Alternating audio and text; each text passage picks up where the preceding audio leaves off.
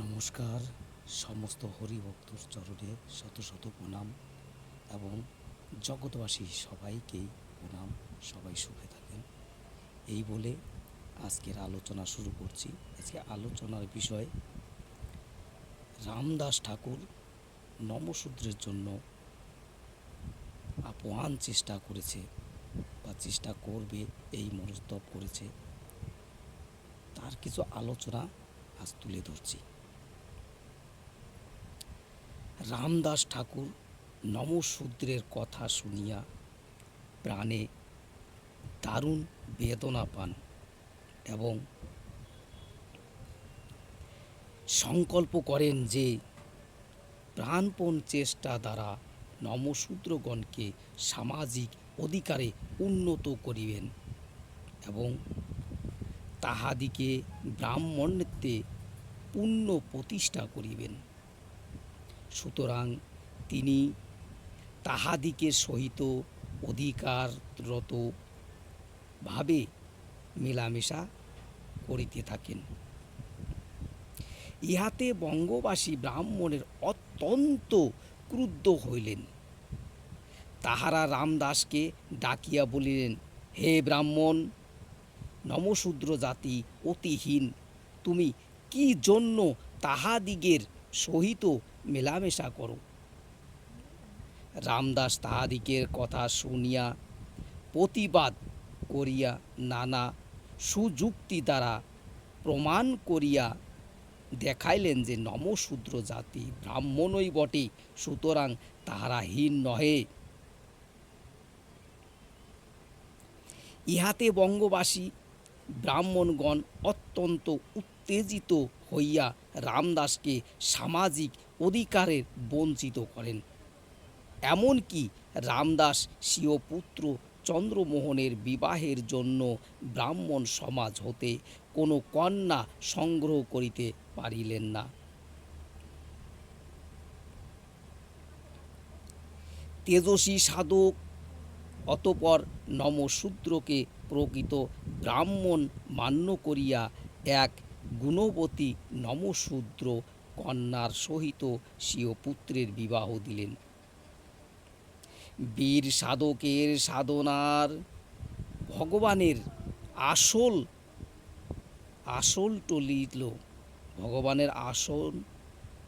টলিল।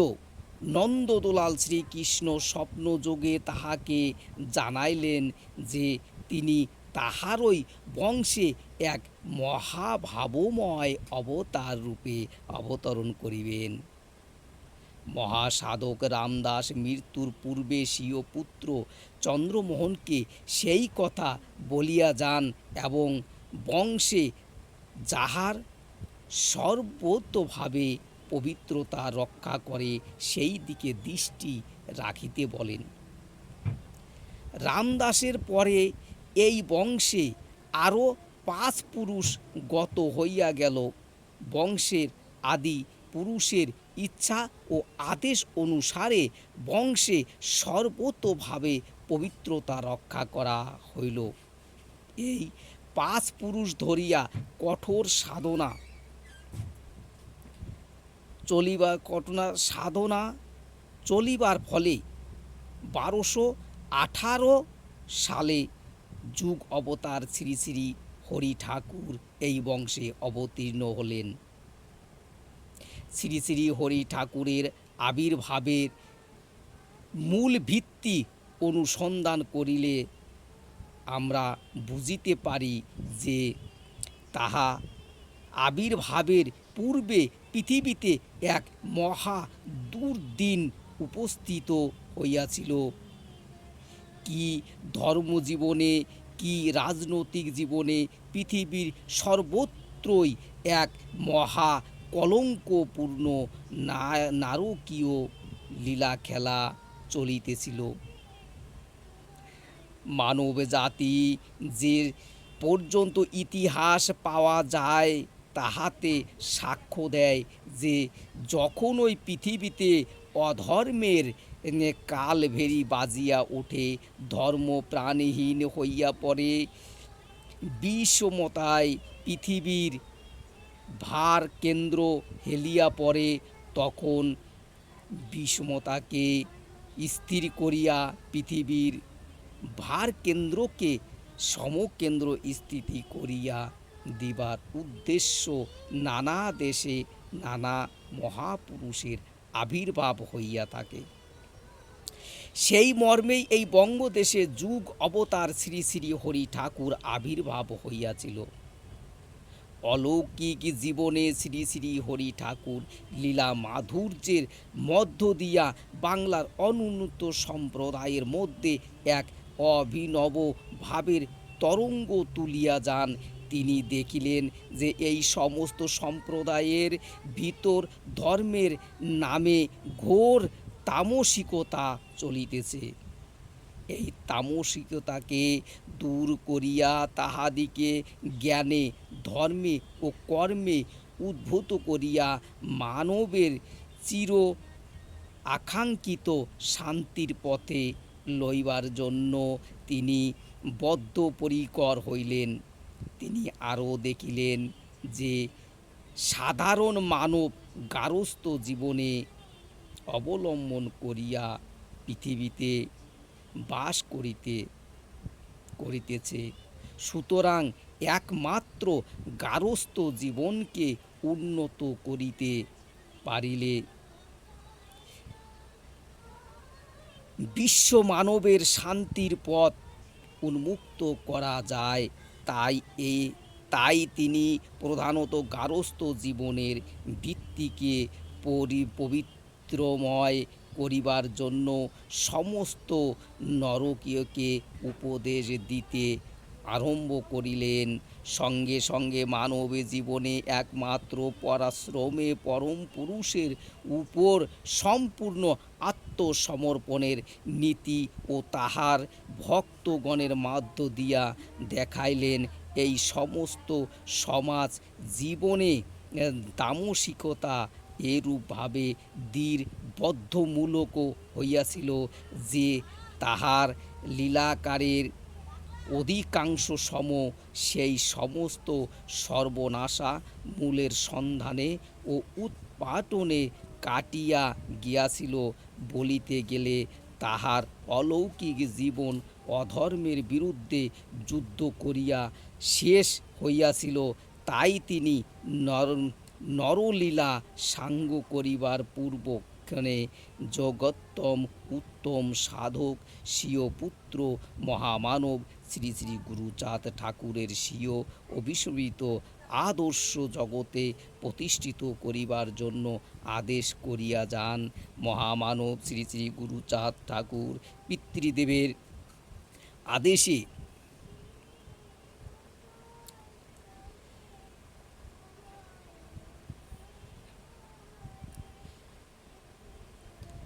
জগতের প্রতিষ্ঠিত করিয়া অন্য আদেশ করিয়া যান। মহামানব শ্রী শ্রী গুরুচাঁদ ঠাকুর পিতৃদেবের আদেশে শিরোধার্য করিয়া আজীবন স্বীয় পিতার মহান আদর্শ প্রতিষ্ঠিত করিবার জন্য আপ্রাণ চেষ্টা করিয়া গিয়াছেন। শ্রী শ্রী হরি ঠাকুর বলিয়াছিলেন, শিক্ষা ব্যতীত এই সমস্ত অনুন্নত সম্প্রদায়ে জাগিবার আর আশা নাই। তাই শ্রী শ্রী গুরুচাঁদ ঠাকুর অনুন্নত সম্প্রদায়ের সমূহের শিক্ষাকল্পে ভক্তগণের সাহায্যে বহু জেলায়, বহু পল্লীতে বহু শিক্ষা প্রতিষ্ঠান গড়িয়া তোলেন। এই মর্মে তিনি স্বীয় জন্মভূমি ওরাকান্দি গ্রামে ইংরাজ মিশনারিগণের সাহায্যে একটি উচ্চ ইংরাজি বিদ্যালয় স্থাপন করিয়া গিয়াছেন। সেই আদর্শে অনুপাতে আজ বঙ্গদেশে বিভিন্ন স্থানে অনুন্নত সম্প্রদায় সমূহ বহু হাই স্কুল স্থাপন করিয়াছেন। এই শুভকর্মে প্রেরণা তাহারা শ্রী শ্রী গুরুচাঁদের নিকট হইতে পাইয়াছেন। শ্রী শ্রী গুরুচাঁদ ঠাকুর উপলব্ধি করিয়াছিলেন যে এই সমস্ত সম্প্রদায় সমূহ অভদ্রভাবে অর্থাভাবে কতই নিঃস্ব অর্থনৈতিক জীবনে ইহারা উন্নতি লাভ করিতে না পারিলে ইহাদের রক্ষা আর উপায় নাই। তাই তিনি নিজে আদর্শরূপে সৎভাবে অর্থ উপার্জন করিয়া দেখাইয়াছিলেন যে সৎভাবে পরিশ্রম করিলে লক্ষ্মীর কৃপা লাভে কেহই বঞ্চিত হয় না। তাহার ওই আদর্শ অনুপ্রাণিত হইয়া মল্লকান্দি প্রভৃতি স্থানে অনুন্নতগণ ব্যবসায়ের দ্বারা আজ মহা ধনাঢ্য হইয়াছে। তিনি আরও উপলব্ধি করিয়াছিলেন যে রাজশক্তি সাহায্য ব্যতীত এই সমস্ত অশিক্ষিত ধনহীন বিদ্যাহীন অনুন্নত সম্প্রদায়সমূহকে উন্নত করিবার সুযোগ হইবে না। তাই তাহার ওই ইচ্ছায় ও আগ্রহে রাজপুরোহিত ডক্টর মিড ওরাকান্দি আসিলেন। এই ডক্টর মিডের সাহায্যে ও তাহাকে দিয়া শ্রী শ্রী গুরুচাঁদ ঠাকুর যে সমস্ত কার্য করাইয়েছেন তাহাই আজ বঙ্গীয় তপশিলীভুক্ত সম্প্রদায় সমূহের মূল পথেও হইয়া দাঁড়াইয়াছে। দেশের শাসন কার্যে যে জাতি বা সম্প্রদায়ের অধিকার নাই, সাংসারিক জীবনে পথে তাহাদিকে উন্নতির আশা সদুপপাত। তাই তিনি ডক্টর মিডের সাহায্যে নমশূদ্র প্রভৃতি অনুন্নত সম্প্রদায়ের উচ্চমনা শিক্ষা যুবক বালককে রাজকর্মের নিয়োজিত করিয়া দেন। এই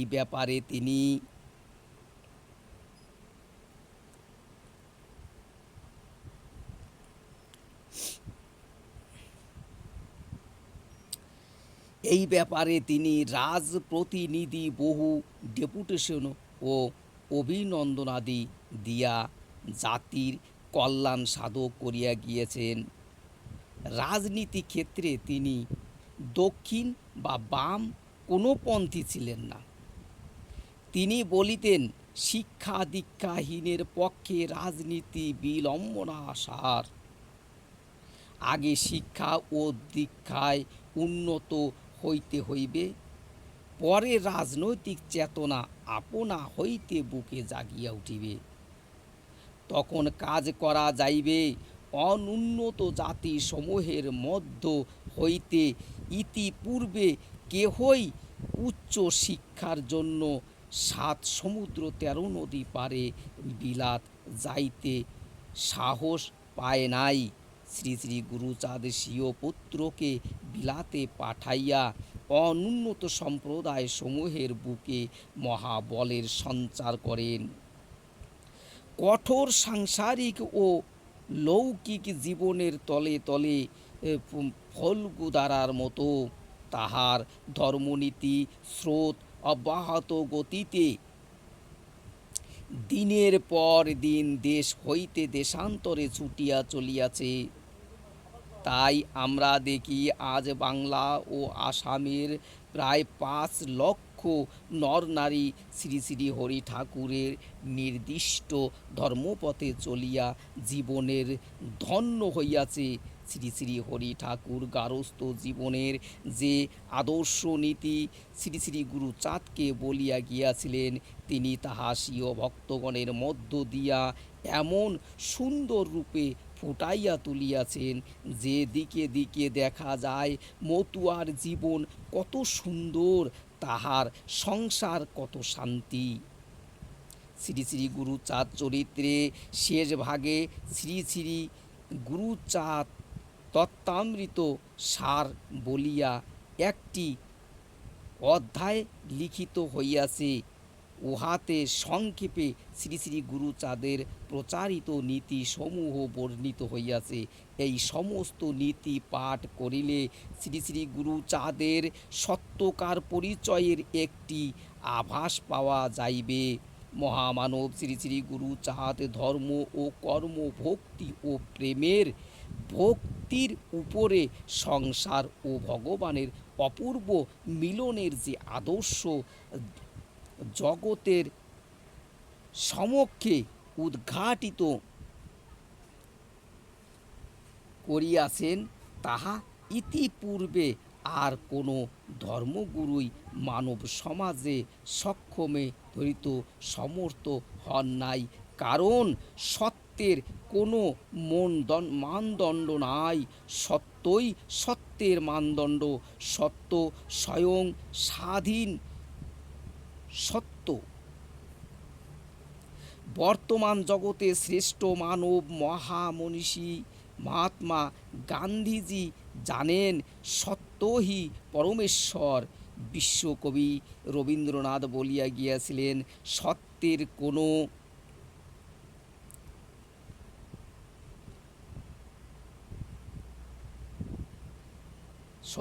কোনো জিওগ্রাফি নাই। অর্থাৎ সত্য ভৌগোলিক সীমায় আবদ্ধ নহে। মনীষী ইংরেজ কবি কিটস বলিয়াছেন, সত্যম সুন্দরম সুন্দরং সত্যম। স্বভাব কবি ওয়ার্ডসওয়ার্থ বলিয়াছেন,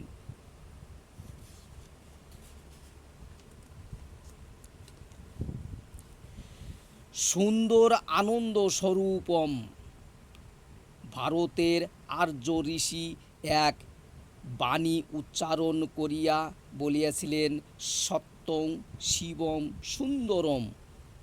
ভাষার বিভিন্নতার দিকে দৃষ্টি না দিয়ে অন্তর্নিহিত তত্ত্বের প্রতি দৃষ্টি দিলে আমরা দেখিতে পাই যে বিভিন্ন দেশে বিভিন্ন মনি ঋষি বিভিন্ন দৃষ্টিভঙ্গি লইয়া একই সত্যরূপী পরমাত্মাকে বিশ্লেষণ করিতে চাহিয়াছেন,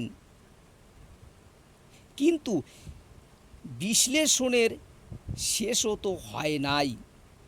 অজানাকে জানিবার কৌতূহল মানবের স্বাভাবিক।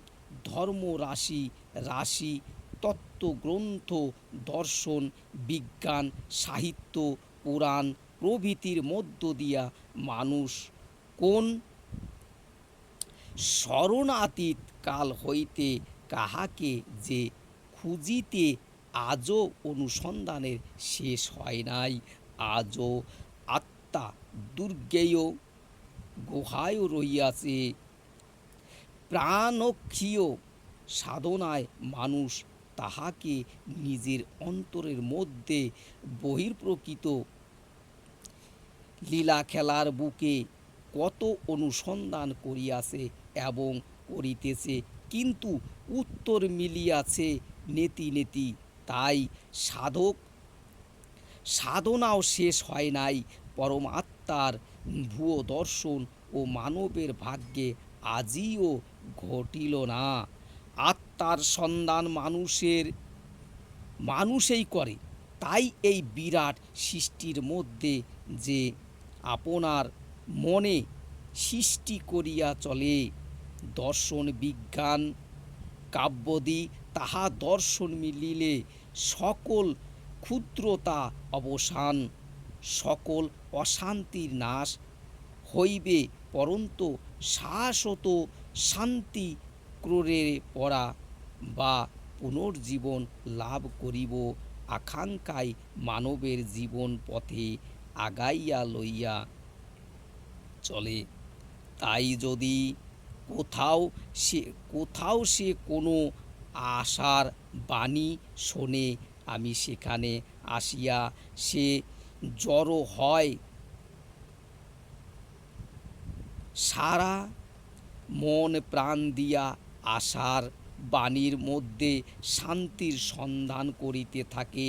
সেই জন্যেই মহাপুরুষের চরণতলে শত শত তাপদগ্ধ জীব আসিয়া লুটাইয়া পড়ে পরমাত্মার সন্ধান পথে। সেখানে সে যতটুকু পায় সেইটুকুই তার লাভ। তাহার বিরাট সৃষ্টির মধ্যে নিজেদের সৃষ্টির সবটুকু লইয়া যদি তাহাকে জানিতে পারি, দেখিতে পারি, ধরিয়া রাখিতে পারি, অর্থাৎ সীমার সঙ্গে যদি অসীমের অভেদ মিলন ঘটাইতে পারি, তবে তাহা অপেক্ষা উৎকৃষ্টেরও আরতি হইতে পারে। আরও কি হইতে পারে? এই ধরনেরই মানব জগতের অধিকাংশকেই সংসারে জড়াইয়া রাখিতে উদাসীন সন্ন্যাসী করিয়া দেয় নাই। রবীন্দ্রনাথের ভাষায় মানব মনের এই কল্পনার ছবি আমরা দেখতে পাই। সীমার মাঝে অসীম তুমি বাজাও আপন সুর, আমার মাঝে তোমার লীলা তাই এত মধুর। সুর শুনিয়া লীলা দেখিয়াছি, কিন্তু তাহাকেও তো দেখা হয় নাই। তাই ব্যর্থতার বেদনায় রবীন্দ্রনাথ ঠাকুর বাজিয়া উঠিয়াছে। দাঁড়িয়ে আছো তুমি আমার গানের উপরে, সুরগুলি পায় চরণ, আমি পাই না তোমারে। তাই মানব চাহিতেছিল এমন একটি বাণী, যে বাণী তাহাকে ভরসা দিতে পারে যে সে তার সব কিছু নিয়াই পরম আত্মা সন্ধানে চলিতে পারে। যুগ অবতার শ্রী শ্রী হরি ঠাকুরের বাণীর মধ্যে এক কাল পরে সেই বাণীরই পূর্ণ আভাস মিলিয়াছে। সংসারে অসংখ্য গ্রন্থির মধ্যে থাকিয়াও যে পরমানন্দে অধিকারী হওয়া মানব জীবনে সম্ভব, তাহাই তদীয় মহিময় জীবনের এবং তদীয় যোগ্যোত্তম উত্তর সাধক পুত্র শ্রী শ্রী গুরুচাঁদের জীবনে প্রকটিত হয়েছিল। সাধারণ মানব সংসারের জীবনে যত প্রকার অধিবেদী দুঃখ যন্ত্রণা ভোগ করিয়া থাকে, শ্রী শ্রী গুরুচাঁদ অলৌকিক জীবনে সমস্ত উপস্থিত হইয়াছিল। আদর্শ বীরের মতো তিনি সমস্তই মানুষ হিসাবে সহ্য করিয়াছিলেন, কোনো আঘাতেই টলিয়া যান নাই। রৌদ্র তাপদগ্ধ সাহারা মরুর মতো সাংসারিক দাবানলে তলে তলে সে শান্ত শীতল ফল্গু ধারারূপে তাহার ধর্ম জীবন বাহিয়া চলিয়াছে। তাহাই শত শত নরনারী প্রাণে এক অটুট বিশ্বাস ও আশা রাখিয়া গিয়াছে যে অসংখ্য বন্ধন মাঝে শান্তিপূর্ণ মুক্তি সম্ভব, এবং এই মাটির মানুষই তাহার অধিকারী হইতে পারে। শ্রী শ্রী গুরুচাঁদ চরিত্রের মধ্যে শ্রী শ্রী গুরুচাঁদের বিরাট জীবনের এই দুইটি ধারা উৎপত্তভাবে দেখাইবার চেষ্টা করা হইয়াছে। তাহার মহান জীবন ঘন ঘোরাচ্ছন্ন মানব জীবন পথের অভুজ্জ্বল আলোককৃতিকা। তাই বিশ্ববাসী নরনারীগণে তাহার আবাহন করিয়া বলিয়াছিল, এসো ভাই ভগ্নীগণ, যদি সংসার তাপ জ্বালা দগ্ধ জীবন পরমানন্দ লাভ করিতে চাও, যদি সীমার সহিত অসীমের জীবন আত্মা সহিত পরম আত্মা মিলন করাইতে চাও, তবে এসো তোমরা অভিপত্ত আদর্শ এইখানে পাইবে। শ্রী শ্রী গুরুচাঁদের মহান জীবনের আদর্শ তোমাকে প্রকৃত পথে লইয়া যাইবে, ইহা ভিন্ন আর উপায় নাই।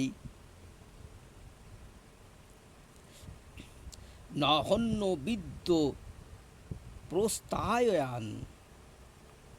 পরিশেষে নিবেদন এই যে এই গ্রন্থ প্রণয় কার্যে যে সমস্ত মতুয়া ভক্ত বিষয় সংগ্রহ করিয়া অন্যান্য বিষয়ের নানা প্রকারে আমাকে সাহায্য করিয়াছেন, তাহাদিকে আমার অজস্র কৃতজ্ঞতা জ্ঞাপন করিতেছি।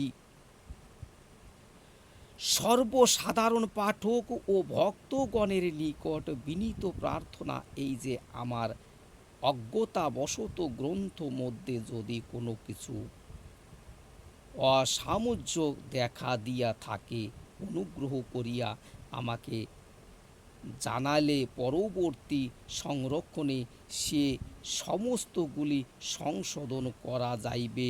17 মুদ্রণ কার্য শেষ করিবার ব্যস্ততার মধ্যে প্রুফ দেখা সত্ত্বেও গ্রন্থে যথেষ্ট ভ্রম প্রমাণ রহিয়া গিয়াছে। পাঠ্যবর্গ স্বীয় স্বীয় উদাহরণগুলি সে সমস্ত ত্রুটি বিচ্যুত ক্ষমা করিয়া কৃতজ্ঞতা পাশে আবদ্ধ করিবেন। অলমিতে বিস্তারে। ওম শান্তি হরি, ওম শান্তি হরি, ওম নমো শান্তি হরি।